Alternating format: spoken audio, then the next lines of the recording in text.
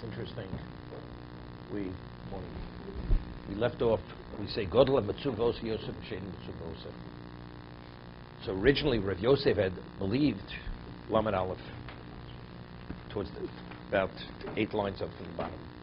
And that's the way we rule. Godel Mitzuvos Yosef Shein Mitzuvos. Greater is the one who's commanded to perform than the one who's not commanded to perform. Although Rav Yosef originally had believed that rationally it should be seen the other way, that greater is the one who's not obligated to perform, and despite he's not obligated, he performs, is greater than the one who's obligated, because we said, if you have no choice, you must. But if you have a choice to do or not to do, then that's admirable. Although you're not obligated, it's admirable. Okay? Now let's say a person's an employee in a company, and it's understood initially you're supposed to do what you're supposed to do. And you're actually living up to your obligation. You're meeting whatever was expected of you. You're deserving of payment. A person who doesn't work for the company, all of a sudden, he starts producing. People say, what, and then he comes for his wage. You're not an employee. You're not supposed to get a wage. But I did. Did I ever ask you? I never asked you. What are you doing? If it's Einu Mitzuvah, why do you deserve anything? You were never obligated. The person who's obligated, you're supposed to perform.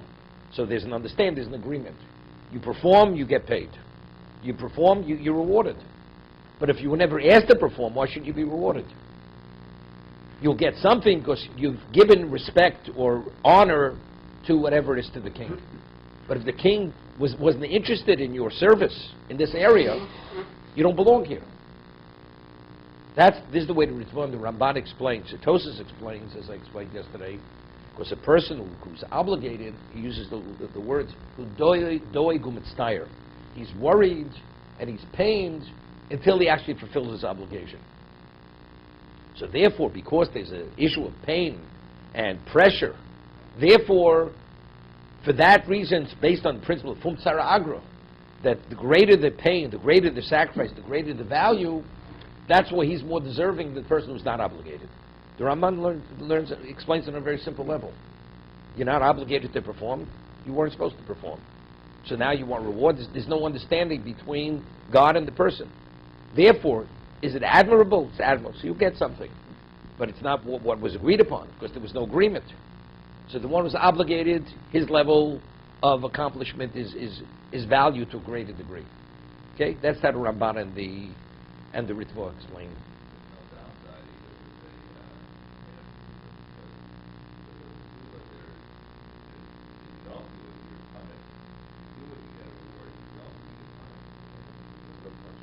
Well, that's the way Tosaf says. It's a paspasalo.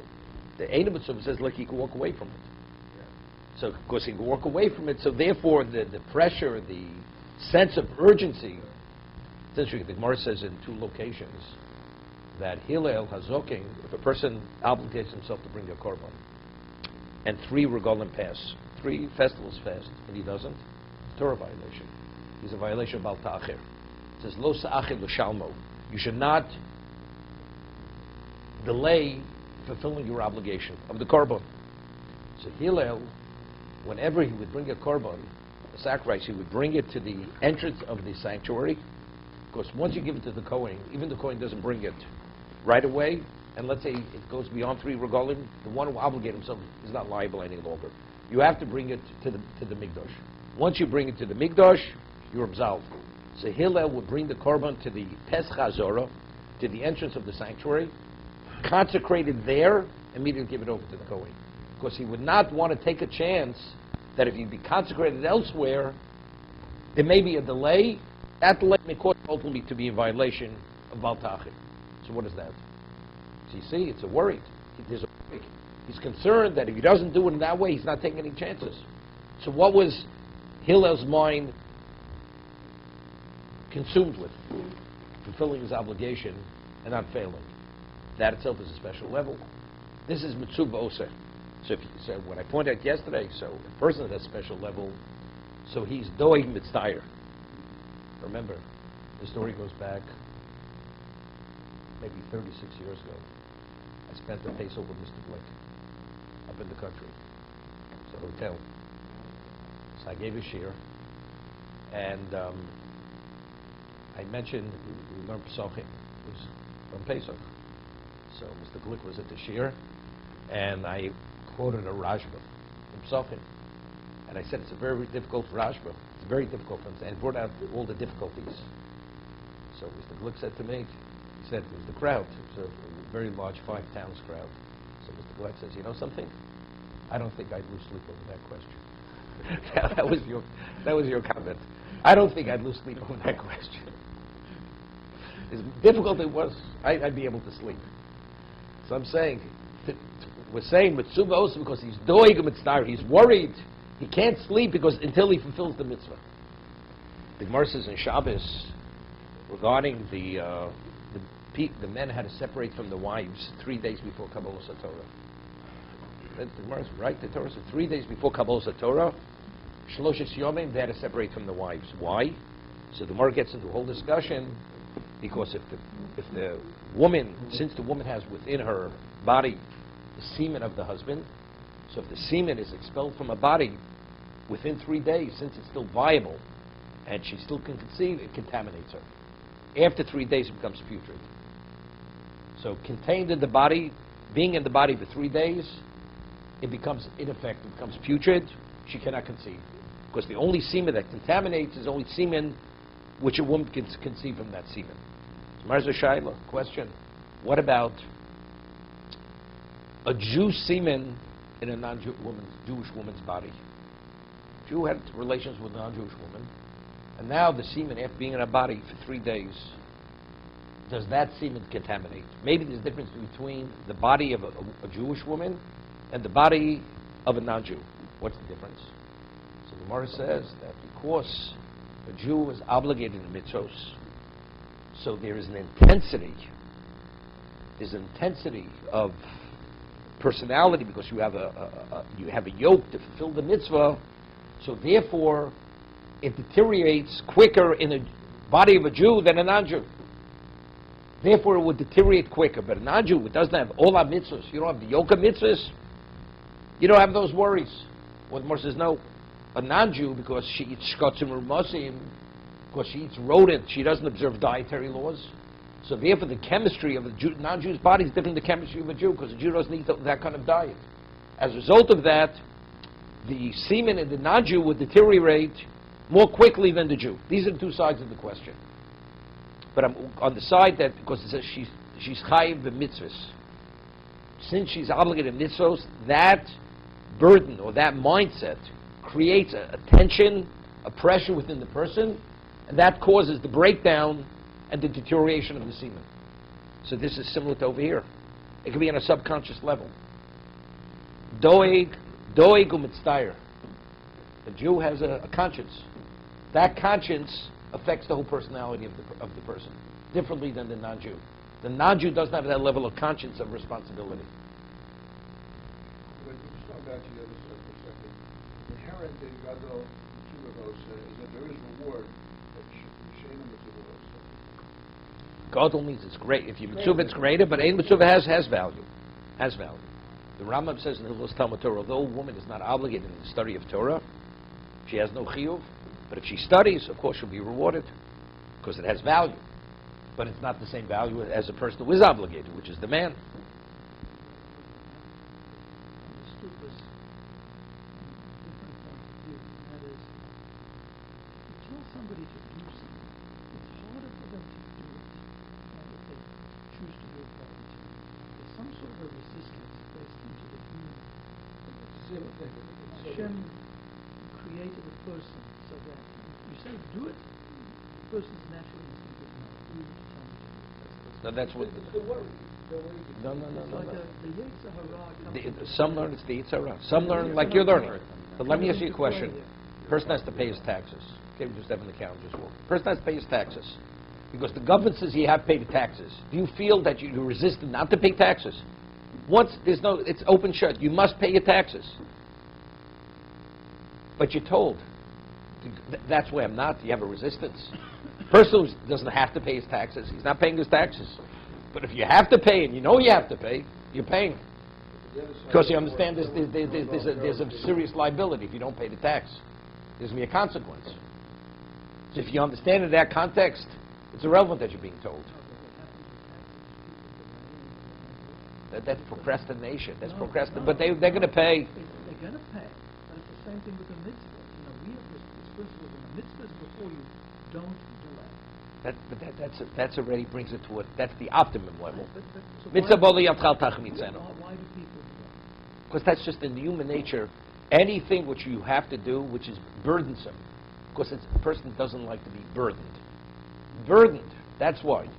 Therefore, you procrastinate. I tell you, on the beach over there are diamonds. You know, in Windhoek in West Africa, and they just roll up onto the beach. That's not a burden for someone to run out there with the diamond. Tell them, do the mitzvah now. It's a burden. You have to see it as a diamond. If you see it as a diamond, you're running after that diamond. That's it. Yeah, but again, but it's not because you're told. There's a $100 bill on the street, and you say to the person, pick up the $100 bill and keep it. And I'm telling you to take it. Because you're telling me I'm going to pass on it. You're not passing on the $100 bill. You're going to pick up the $100 bill. The thing about it is there's two pieces to it. There is the reward, and if you see it as that, it's not the reward. But there is the obligation, and that's what makes it difficult. Okay? There's no question there's a psyche. There's a psyche to it. The way Hashem It's like, created it's like there's a concept that, the grass is always greener. Because you tell me not to, that's why I want to. Even in the case of the $100 bill, in some marginal way, if there are two people, and one is commanded to pick it up, the other one just sees it, picks it up, the joy of the person who just sees it, picks it up, still be great. There's the element of command, in some small way, diminishes. That's right. It's serious. But the question is, who's telling you? If you're telling me, who are you to tell me? This is God's telling you, right? So if God's telling you, it's not like, a peer is dictating. Who are you to dictate? This is God's dictating. It's a whole different understanding.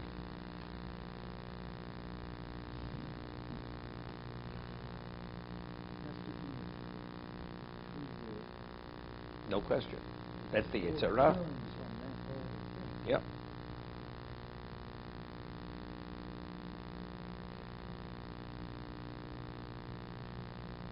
I always say, democracy, the whole concept is a phenomenal concept. But in terms of spirituality, it's disastrous.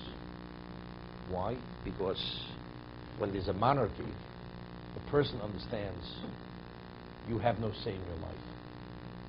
You can only get away with something if it's on a concealed level. At an open level, when Stalin, Yamach Shmo ran Russia, a person was afraid to say something because if it is overheard, it may cost him his life. That was the fear. So the mindset is, you do what you're supposed to do. That is the whole psyche and mindset of a person. Once you say, look, I do what I choose to do, as long as I'm not violating the law, so then there's tremendous leeway for the person to decide to do or not to do. And that is the whole mindset. Torah says you must do something.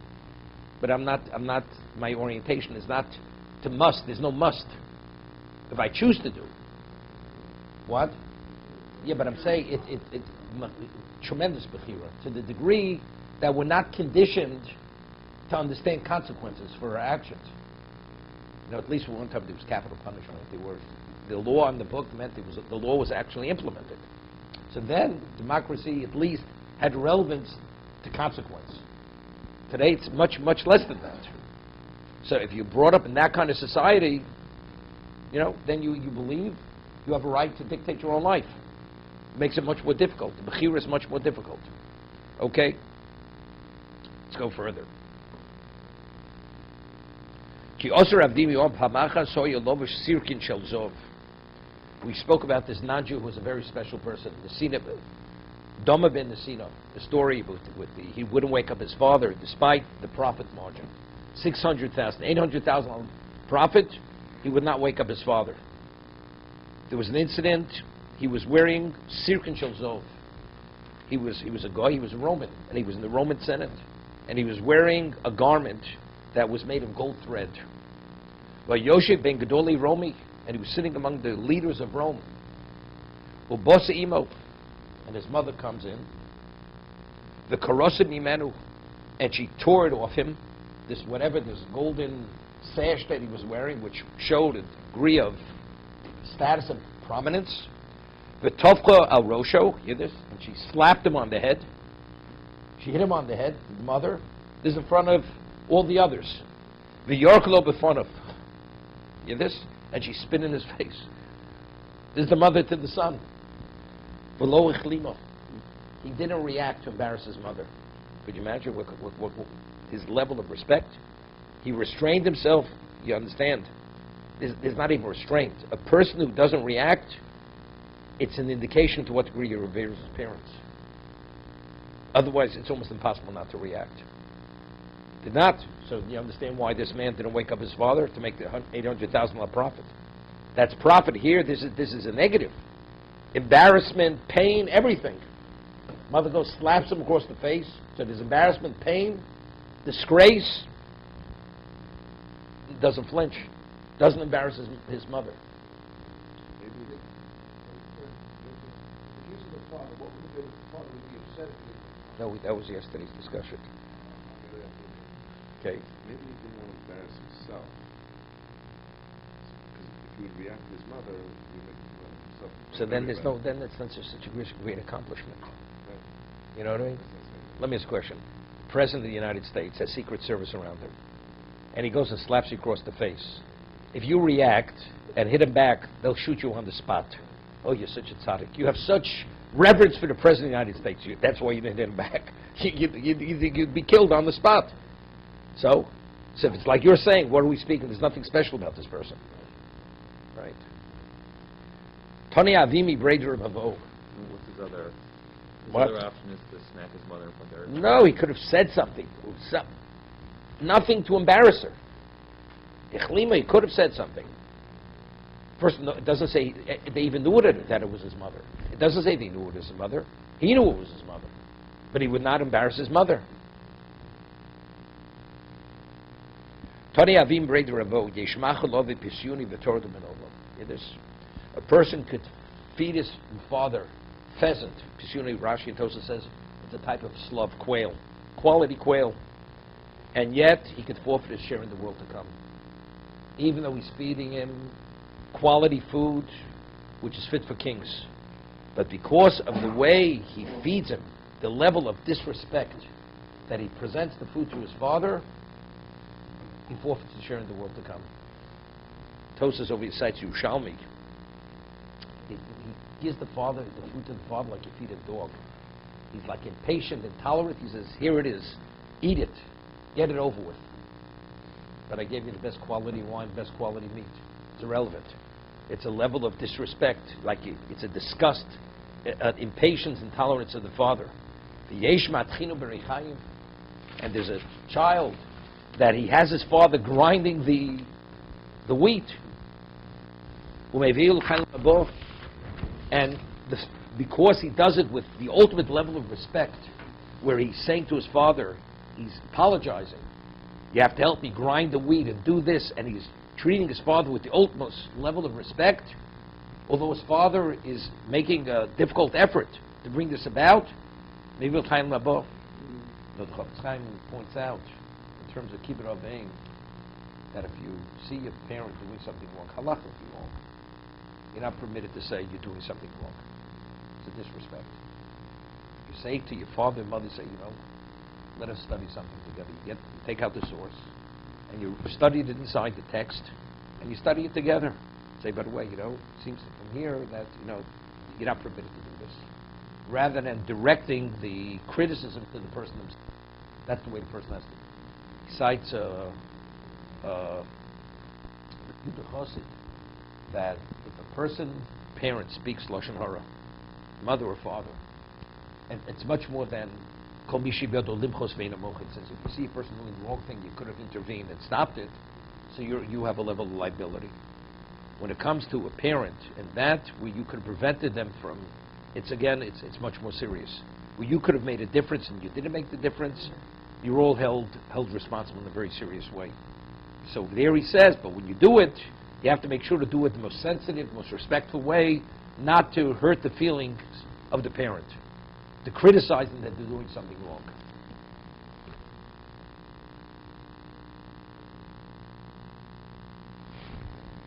You know, the Gemara tells us in Gittin, the Gemara you study on Tisha B'Av, with Yochanan ben Zakkai, there were a group of people they called Bar Yuni. They were the ones who wanted to fight the Romans, and they burned all the storehouses of wheat and wood and everything to force them into battle. So they would not let any Jews outside, so they spread a rumor that Yochanan ben Zakkai died. So his Talmidim, and they put putrid meat in the coffin, and they were able to take him out of the gates of Yerushalayim, out of the wall. And he came to the general, and he said to him, I give honor to the emperor. He says, you know something? You deserve to die. How do you refer to me, the emperor? He's an emperor. He says, no, you're the emperor. He says, how do you know the emperor? Because a person who's able to destroy the Beis Hamikdash, the only reason why you can is because you have that level of status. Otherwise, you couldn't do it. And sure enough, as he was talking, a messenger came from Rome that the Senate voted that he's the emperor. Okay? So he says, but why don't you come sooner? You should have come sooner. Well, now you come. He says, I wasn't able to. But then he gives him a moshel. He says, if you have a barrel of oil and you have a snake around the barrel and you want to kill the snake, how do you kill the snake? You take a hammer and you slam the snake when it's on the barrel. He says, then you smash the barrel. Not only are you killing the snake, you're smashing the barrel. You get a pitchfork and gradually you peel it off the barrel. So as a result that you're moving the snake, you kill the snake, but at least the barrel remains intact. Since Rabbi Yochanan ben Zakkai said, the way you do it, that's the way you do it. I'm saying, you have an objective. The objective is to communicate to the parent they're doing something wrong. But if simultaneously you hurt the parent, it's like taking the hammer, you're delivering the message, but you're smashing the barrel. Therefore, you have a person, he's matchino b'reichayim. The father's actually grinding the wheat. He's working the millstone. But yet it's mevi'u l'chayim mabo. Tosas cites Yerushalmi. The first is, as I told you, he said on Omar Aleph, he cites Yerushalmi, Mor Yerushalmi, Garsina Masa b'shneim, Mas be'echot sher yivmachol ove b'syuni, Pamach som ove, Ma'im loch kol eila. The father says to the son, where do you get all this first quality food? Amalo Saba Ma'ich Pasloch. He says to his father, old man, what do you care? Why is it any of your business? This is what he speaks to his father.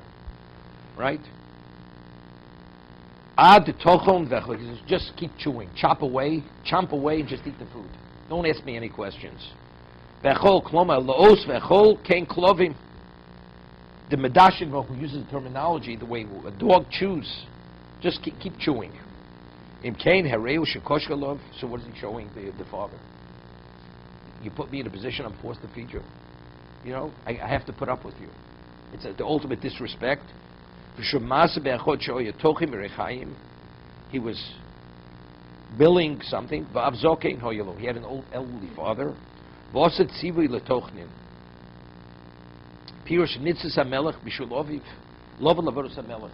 Now an order was given that his father was conscripted to do the work for the king.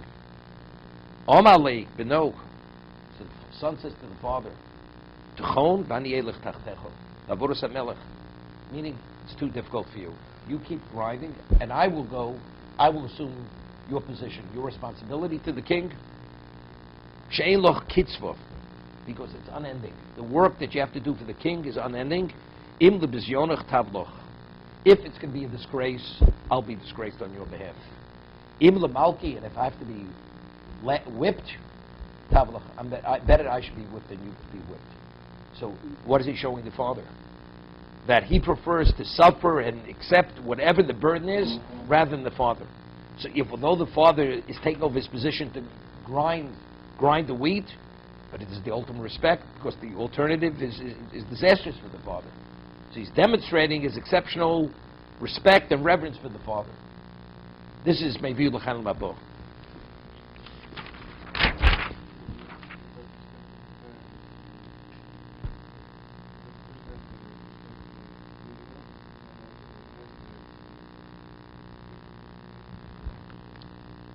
You have to have respect for in-laws. Depends.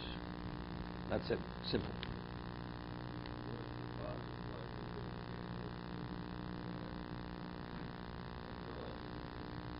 No. Chayecha kol min. No. Chayecha kol min. Your life takes precedence. That's pikuach nefesh. Your father tells you to violate Shabbos. You violate Shabbos? No. Because God said you don't violate Shabbos. God says if your life is in danger, your life takes precedence over everything. So what about honoring your father? So everything is suspended when it comes to save your life.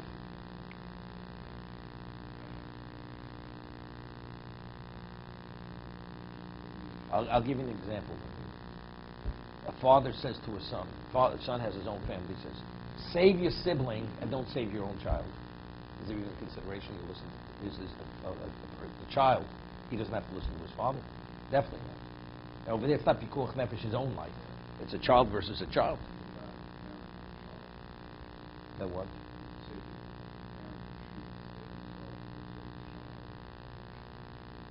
Your obligations to yourself. Your obligations to yourself.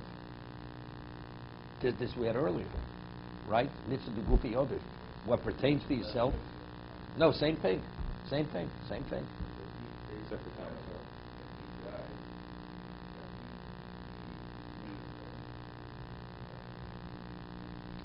Look, you know, there's a work. It's called Imamakim. It was translated. There was a rabbi in the Lower East Side. His name was Rabbi Oshri. He was the rabbi of the Spanish Argonne. He was in the Kovna ghetto during the war, and there were endless questions that was posed to him. They were posed to him, and he recorded all the questions, halakha questions, and there were some questions he couldn't. He made it out. Well, he was the rabbi in the Spanish Argonne. So definitely made it out.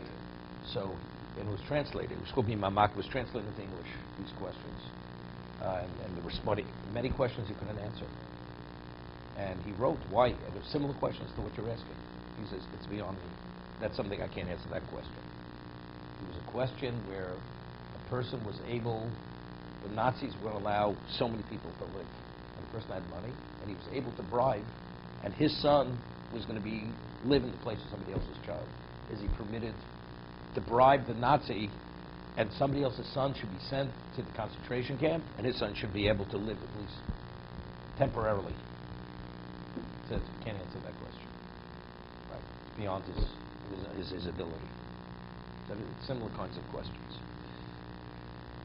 The Ramosha, who was the famous case in the 70s, the Siamese twins that were connected at the brain, and it was in Philadelphia. It was like a 4-page article in the Philadelphia Tribune, and Ramosha ruled on it because one of the children would have to die. So it's a question of you're not permitted to kill to save a life. And they were both living children. They were both viable children. And if they had to be detached at the brain, one child would definitely die. What do you do? So he wrote, and you could download it. It was published. It was a Kiddush Hashem. So Moshe writes that before he wrote the response on this. He fasted for a day. Fasted because he felt, and he fasted, and he repented that despite his grasp and his proficiency in everything, to have that clarity and siyata d'shmaya to rule properly, you have to be worthy to give a proper ruling on that. It was a Kiddush Hashem. I mean, doctors were amazed what went into that ruling, why you were permitted to kill one to save the life of the other, even though ultimately the second one also died. Not immediately, died a short time later. Okay? Omre bavo kegon avimi bri kai mitzvahs kibud. He says, Rebbe Vo says, my son Avimi, he fulfilled the mitzvah of kibud avim. Yeah. Ki mitzvahs kibud chamishim nisam chavale. This Lavimi b'chai yoviv. You know what it means to have 5 sons, and each of them were qualified to receive smicha. They were mishmachim. He says, my son Avimi, he honored me, and he had 5 sons who were samchi, which I merited to see them. Hear this, listen to the way he respected his father. He says, when Ravimi would come to, Rav Avo would come to his son's house, Avimi, Kori Abova, Roit, V'ozil Uposel Levomo, Ein Adamato Yehosam. Meaning, when his father would knock on the door, he would immediately call out, he would run to the door, and he would call out, I'm coming, that the father shouldn't feel that there's any delay, that he's opening it as quick as possible. This is demonstrating respect for his father. I'm coming. We understand Abimi wasn't a child here. Doesn't make a difference. This was the degree of respect and reverence that he had for his father.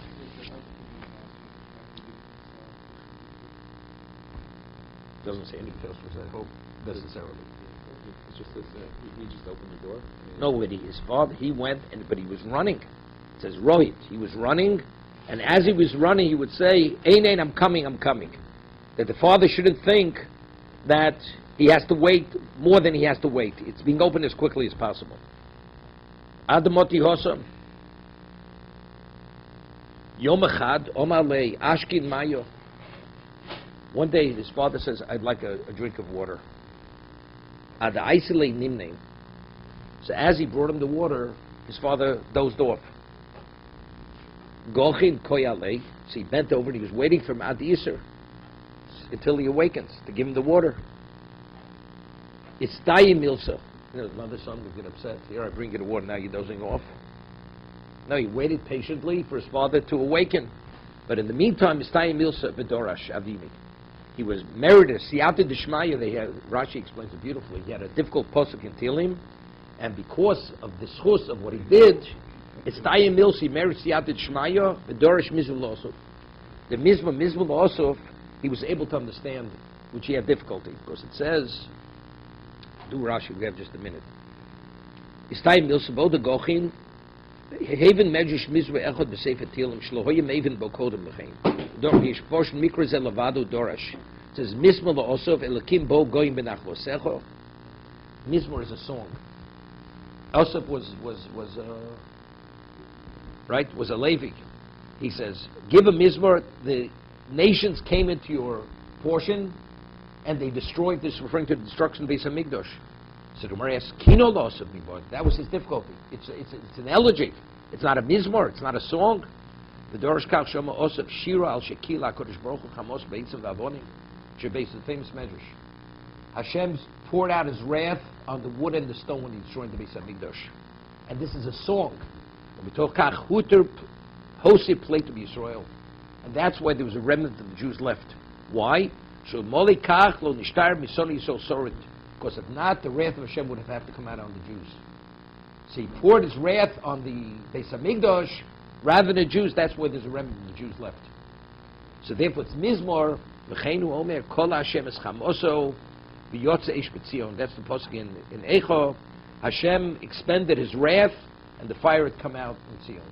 To be continued.